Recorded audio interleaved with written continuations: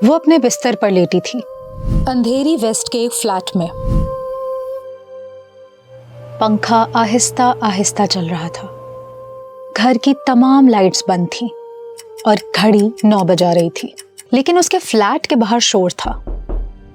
Police दरवाजे पर खड़ी थी, मगर अंदर से कोई दरवाजा नहीं खोल रहा था। फिर पुलिस ने दरवाजा तोड़ दिया। वो फिर भी ना हिली ना दरवाजा खोलने आई, क्योंकि उसे ना तो बाहर का शोर सुनाई दे रहा था, ना सामने खड़ी पुलिस दिखाई दे रही थी। जिस्म ने हरकत करना छोड़ दी थी, आंखें फटी थीं, मगर सामने अंधेरा छा चुका था। जब उसे बेलव्यू मल्टी स्पेशलिटी हॉस्पिटल ले जाया गया तो डॉक्टर्स ने सिर्फ इतना लिखा, लाई गई लड़की मुर्दा है। मगर कौन थी ये कोई मामूली लड़की नहीं थी। वो जिसे इंडिया और पाकिस्तान के अरबों लोगों ने पसंद किया, जिसने अपनी खूबसूरती को जिंदा रखने के लिए हर मुश्किल जतन किया, मगर मौत ने उसे गले लगा लिया। जी हाँ, मैं बात कर रही हूँ 2002 में अपनी परफॉर्मेंस से सारे रिकॉर्ड तोड़ देने वाली कांटा लगा गर्ल शफाली की। लेकिन क्या ये एक कत्ल था या खुदकुशी? जी नहीं, इससे भी बढ़कर एक ऐसा खतरनाक वायरस जिसने सिर्फ शफाली की जान नहीं ली, बल्कि सोल से मुंबई तक, LA से लाहौर तक लाखों खवातीन इसी स्लो पॉइजन का शिकार हो रही हैं। यकीन नहीं आता? चलें सोल चलते हैं। एक नौजवान चाइनीज इन्फ्लुएंसर अपने अपार्टमेंट में अचानक गिर गई। ना किसी ने मारा, ना कोई हमला हुआ। जाए वकुआ से सिर्फ एक फोन मिला, एक आधी अधूरी पोस्ट के साथ, एक पोस्ट जो कभी पब्लिश ही ना हो सकी। लॉस एंजलिस में मशहूर सिंगर काइनिया वेस्ट की माँ रात गए सोई और दोबारा कभी नहीं उठी। डॉक्टर ने मरने से पहले उससे कहा था, इस वायरस से खुद को बचा लें, लेकिन उन्होंने ना माना और आज इसी वायरस ने उनकी जान ले ली। ये सब कहानियाँ अलग हैं, शहर अलग हैं, जिंदगियाँ अलग हैं, मगर उन सब की जान एक ही वायरस ने ली। ऐसा वायरस जो मगरिब से लेकर मशरिक तक लड़कियों में फैलता जा रहा है, जो रोज अपने मोबाइल फोन्स पर सैकड़ों खूबसूरत चेहरों को स्क्रॉल करते हुए हसरत भरी निगाह से देखती हैं। ऐसी लड़कियां अपना उन खूबसूरत चेहरों से मवाजना करती हैं और फिर वैसा ही दिखने के लिए अपने चेहरे के नक्शो निगार से लेकर जिस्म की खुदो खाल तक सब बदलने की ठान लेती हैं। मगर क्या आपको पता है इसका अंजाम क्या होता है? तो चलें खूबसूरत नजर आने के लिए खवातीन में फैले इस वायरस और इसके अंजाम को समझते हैं। वो हकीकत जिसने शिफाली जैसी हजारों लड़कियों की जान ली।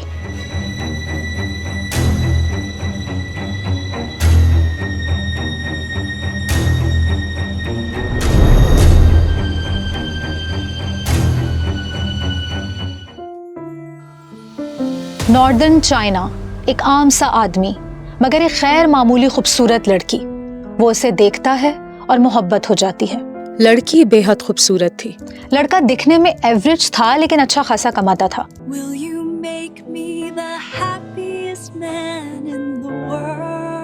तो लड़की ने भी हाँ कर दी, शादी भी हो गई। लड़के के पास अब सब कुछ था, दौलत, इज्जत और एक हसीन बीवी, और बहुत जल्द बाप भी बनने वाला था। लेकिन फिर एक सुबह सब बदल गया। वो हॉस्पिटल में अपने नौमौलूद बच्चे को देखते ही जैसे पत्थर का हो जाता है। उसकी जबान से बस इतने ही अल्फाज निकलते हैं, बच्चा अपने बाप की शक्ल का था ही नहीं। हैरान कुन तौर पर माँ की शक्ल का भी नहीं था। वो अपने बच्चे को देर तक घूरता रहा और फिर जोर से कहता है, ये बच्चा मेरा नहीं हो सकता। कमरे में मुकम्मल खामोशी छा जाती है। बीवी नजरें झुका लेती है और जो कुछ आगे हुआ वो पूरी दुनिया की मीडिया की हाइलाइट्स बन गया, क्योंकि उस चीनी शहरी जियान फेंग ने एक ऐसा काम किया जो आज तक किसी ने नहीं किया था। उसने अपनी ही बीवी पर मुकदमा दायर कर दिया। मगर किस चीज का मुकदमा? मुकदमा था बदसूरत बच्चा पैदा करना। ये कैसा जुर्म भाई? पागलपन लगता है ना? जरा ठहरिए, असल कहानी अभी बाकी है। वो औरत बेवफा नहीं थी, बल्कि एक बहुत बड़ा राज छुपा रही थी, और वो ये था कि शादी से सालों पहले उसने प्लास्टिक सर्जरी पर $1 लाख से ज्यादा खर्च करके अपना चेहरा बदल लिया था। आंखें, नाक, जबड़ा, सब वो एक नई औरत बन चुकी थी। एक ऐसा चेहरा और जिस्म जो उसका अपना था ही नहीं। उसके शौहर को कभी इसकी खबर ना हुई। जब सच सामने आया तो शौहर ने कहा कि ये धोखा है और जज ने भी उसकी बात से इत्तेफाक किया। फैसला शौहर के हक में हुआ और अदालत ने उसकी बीवी पर $1,20,000 का जुर्माना आयद किया। मगर अब ये चीन के एक जोड़े की कहानी नहीं। फिल्मों ड्रामों में काम करने वाली मॉडल से लेकर सिर्फ शादियां अटेंड करने के लिए निकलने वाली आंटियां तक सभी खुद को बदलना चाहती हैं। नाक कटवाने से लेकर आंखें बड़ी करवाने तक सब खुद को आईने में देखकर बदलने का ख्याल जहन में लाती हैं। हर 10 में से 9 औरतों को आज कोई ना कोई इनसिक्योरिटी है, क्योंकि हम सब खूबसूरत दिखने के लिए इस वायरस का शिकार हैं। ऐसा क्यों है, ये समझने के लिए चलते हैं 6ठी सदी में, बरे सगीर की सरजमीन, जहां सूरज जल्दी चढ़ता था और इज्जत बहुत नाजुक चीज़ थी। आज से तकरीबन 1500 साल पहले ये वो जगह थी जहां इंसान ने खूबसूरती को ठीक करने की कोशिश पहली बार की। लेकिन वजह खूबसूरती की रेस नहीं थी, बल्कि शर्मिंदगी थी। उस वक्त हिंदुस्तान में एक अलग कानून चलता था। अगर किसी ने जुर्म किया, चाहे वो चोरी हो या गद्दारी हो या जिना, एक ही सज़ा थी, नाक काट देना। हाँ, पूरे चेहरे से इज्जत मिटाने का यही तरीका था। एक ही वार और इंसान की शनाख्त, उसकी पहचान सब खत्म। ये सज़ा आम थी और सब जानते थे। जिसकी नाक नहीं, उसका इज्जत से कोई ताल्लुक नहीं। मगर फिर एक नई कहानी शुरू हुई।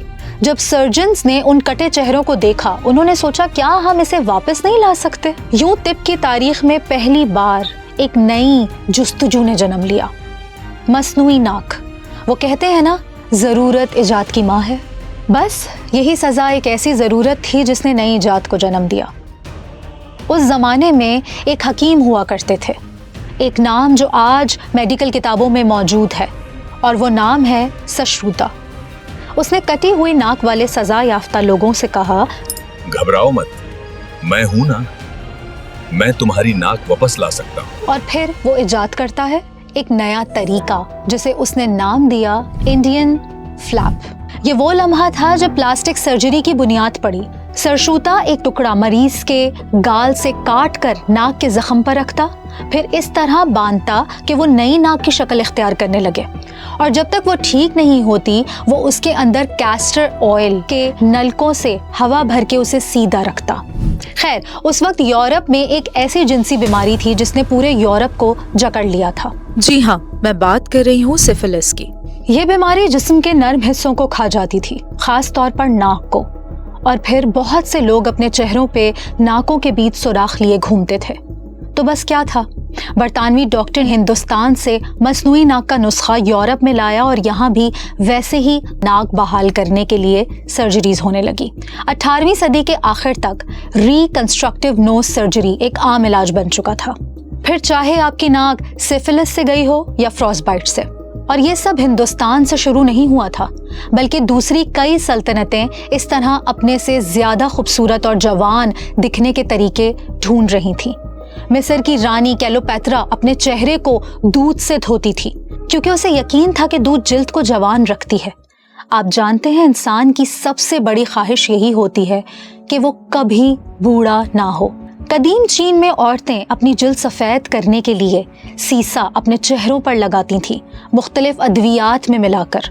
यूरोप की मलिका एलिज़ाबेथ ने भी यही अपने चेहरे पर लगाया था, लेकिन नतीजा क्या निकला? वो अपनी कुदरती खूबसूरती को ख़राब कर बैठी और फिर सारी जिंदगी चेहरे की जलन और जख्म छुपाती रही। और आखिर में इसी सीसे ने उनकी जान ले ली। फिर 20वीं सदी आई। जंग अजीम दोम के बाद दुनिया ने नए ख्वाब देखे। ख्वाब थे दौलत के, शोहरत के और जवानी के, क्योंकि एक तवील जंगी माहौल ख़त्म होने के बाद अब दुनिया आहिस्ता आहिस्ता बदल रही थी। 1950s में हॉलीवुड ने परफेक्ट चेहरे इजाद किए। मैरिलिन मनरो के बाल, ऑड्री हेपबर्न की आंखें और लाखों औरतों ने अपने आईने इन्हीं चेहरों के मुताबिक तराशने शुरू कर दिए। ये वो दौर था जब खूबसूरती पहली बार सनत बनी। फिर 1960s में अमेरिका में एक नई इजाद हुई, प्लास्टिक सर्जरी। पहले वर्ल्ड वॉर के फौजी सिपाहियों के जले कटे जख्म छुपाने के लिए ये बनी थी। फिर ये ब्यूटी सैलून्स में पहुंच गई। बोटॉक्स, फिलर्स, इम्प्लांट्स, ये सब उसी दौर के तहाइफ हैं। 1970s तक जापान और कोरिया ने मगरबी चेहरे अपनाना शुरू कर दिए। नबलाइज सर्जरीज, नोज रिशेपिंग। लेकिन क्यों?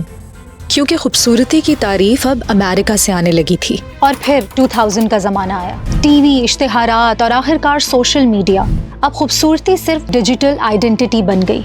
सेल्फीज, फिल्टर्स, एडिटिंग एप्स और वही परफेक्ट चेहरा जो पहले सिर्फ फिल्मों में दिखाई देता था, अब फोन्स पर भी आ गया। इसी ज़माने में एक और दौर शुरू हुई, anti ageing. Supplements, hormones, vitamins, यही वो रास्ता था जो बाद में शिफाली तक पहुंचा। हर इश्तिहार, हर फिल्टर, हर क्रीम एक इंजेक्शन बन चुका है। वादा लिया जाता है कि सिर्फ एक सेशन और तुम परफेक्ट हो जाओगी। और यही वादा आज एक पूरी इंडस्ट्री की बुनियाद है। ये इंडस्ट्री करोड़ों डॉलर्स की है, सिर्फ चेहरा जवान रखने के लिए।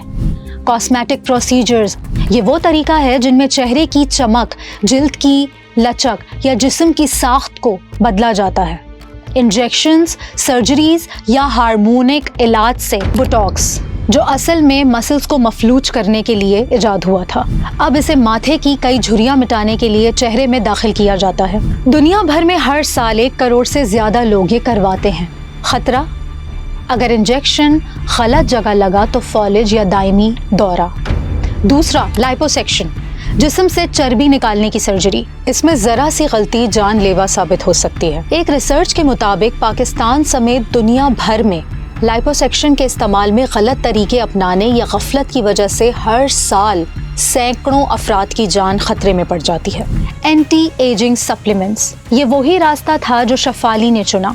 इनमें कई अज्जा गैर कानूनी या गैर मंजूर शुदा होते हैं।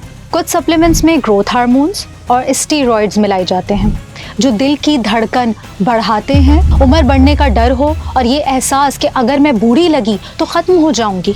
यही वो सोच है जो सोल की इन्फ्लुएंसर को भी मार गई। याद है जिसके बारे में वीडियो के स्टार्ट में मैंने आपको बताया था कि उसकी मौत किस वजह से हुई? Glutathione injections. ये वो मैजिक ट्रिप है जो आपकी स्किन को ग्लो कर देगी, कॉम्प्लेक्शन फेयर बना देगी और अंदर से डिटॉक्स भी कर देगी। सोशल मीडिया पर हर दूसरा इन्फ्लुएंसर पिक्चर डालकर यही कहता है सेल्फ केयर डे, लेकिन कोई ये नहीं बताता ये क्या चीज़ है। ये इंजेक्शंस अक्सर ऐसे सैलून्स या क्लिनिक में लगाए जाते हैं जहां ना तो प्रॉपर इंतजाम होता है, ना कोई लाइसेंस्ड डॉक्टर, और यही वो जगह है जहां खतरा शुरू होता है। अक्सर रिपोर्ट में बताया गया है ये ग्लूटाथायोन सोल्यूशन अक्सर कंपाउंडेड यानी मैनुअल मिक्स किए जाते हैं, और जब वो मिक्सचर थोड़ा सा भी कंटेमिनेटेड हो जाए तो अंदर जाते ही जिस्म में इन्फेक्शन फैल जाता है। पहले बुखार, फिर चिल्स, और अगर बैक्टीरिया ब्लड स्ट्रीम तक पहुंच जाए तो वो सेप्सिस में बदल जाता है, एक ऐसी हालत जहां जिस्म खुद अपने ऑर्गन्स को बंद करने लगता है।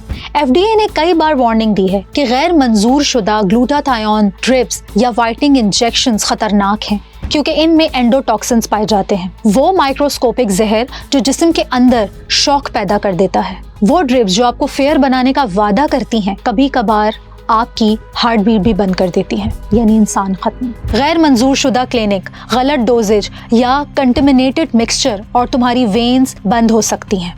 Entry point for disaster. कई बार ये ड्रिप्स लगाने वाले ट्रेंड नहीं होते, किसी की वेन बर्स्ट हो जाती है, किसी को एलर्जिक रिएक्शन हो जाता है, और ये सिर्फ थ्योरी नहीं है, हर रिपोर्ट्स पबमेड पर मौजूद हैं, जहां विटामिन IV ड्रिप्स ने इन्फेक्शन, टिश्यू डैमेज, हत्ता के ऑर्गन फेलियर तक भी किया है। कहानी का अगला किरदार कोई डॉक्टर नहीं, कोई क्लिनिक नहीं, बल्कि हम खुद हैं। हमारे हाथों में एक क्रीम या शायद कोई पीलिंग किट ऑनलाइन दिखी, एक वीडियो या किसी इन्फ्लुएंसर का बिफोर एंड आफ्टर रील, और हम सोचते हैं कि ये तो आसान लगता है, ये मैं भी कर सकती हूँ। यही वो लम्हा है जहाँ ये वायरस सबसे खतरनाक शक्ल इख्तियार करता है। घर में केमिकल पीलर्स, वाइटनिंग क्रीम्स जिनमें स्टीरॉयड्स, मरकरी या हार्मोन्स तक शामिल होते हैं, और वो इंजेक्शन किट्स जो ऑनलाइन आती हैं। जी हाँ, एक मशहूर टिकटॉकर ट्रेंडिंग में भी हैं, जहाँ ये खातून वाइटनिंग के नाम पर इस वायरस को बेच रही है और लाखों खवातीन बेवकूफ़ बन रही हैं। यहाँ पहली चीज़ तो फिल्टर का इस्तेमाल है, दूसरा वक्ती तौर पर गोरा करने वाली खतरनाक क्रीम, क्योंकि सच तो ये है कि वो ना तो कोई डॉक्टर है और ना ही उसकी क्रीम में कोई ऑर्गेनिक इंग्रेडिएंट्स हैं।